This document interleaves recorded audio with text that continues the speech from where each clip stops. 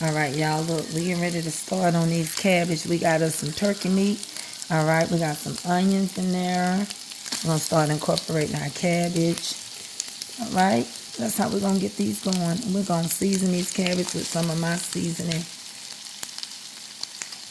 So what we got so far, we got some turkey sausage. We got onions. We got a little butter. And we got some canola oil. And now we're going to add some seasoning. Add your little more oil in there. As much as you know, we want them greasy, not gritty. Add my everything green in here.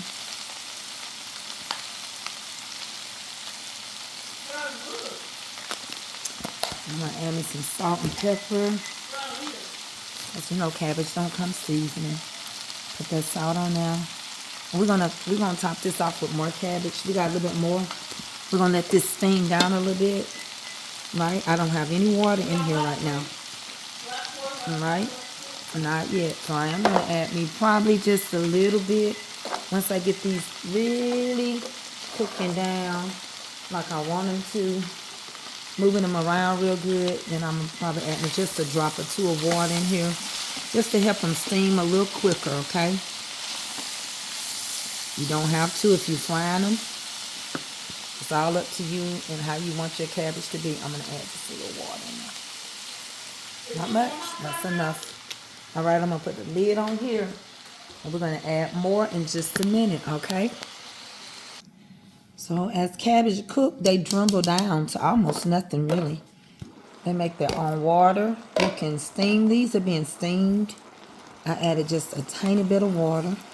All right, and I put my oil in there. I'm using turkey for my meat. I have onions in here. I did not use bell peppers in mine.